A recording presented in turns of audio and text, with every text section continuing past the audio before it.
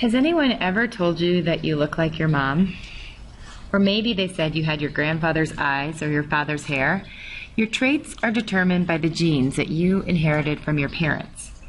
We call the study of genes and how they are passed from parent to offspring genetics. Before we start investigating how your genes determine your traits, there are several things that you need to know. You already know that organisms inherit genes from their parents. You also know that you don't look and act exactly like your parents. This is because not all genes are the same. In fact, there are often several different forms of genes. These different forms of a gene are called alleles. For example, all humans have genes that determine if they are able to roll their tongue or not. There are two forms of the tongue-rolling gene.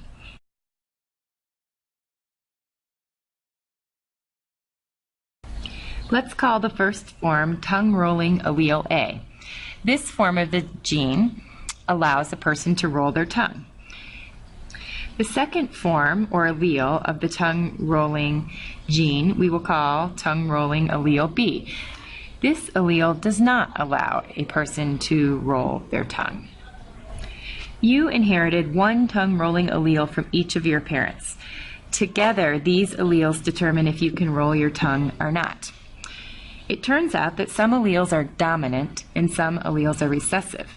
A dominant allele will overpower a recessive allele, but what exactly does that mean? So let's go back to our tongue-rolling example. In humans, tongue rolling is a dominant trait. Not being able to tongue roll is a recessive trait. In genetics, we represent dominant alleles using a capital letter, and we represent recessive alleles with a lowercase letter. So, if you were a tongue roller, then you could have inherited a big R from each parent, or you could have inherited a big R from one parent and a little r from the other parent. And you would still be a tongue roller, and that is because that big R, again, is dominant over the little r. If you are a non-tongue roller, then you must have inherited a little r allele from each parent. Now let's go ahead and define two more vocabulary words that are going to be important as you investigate the inheritance of traits. The first word is phenotype.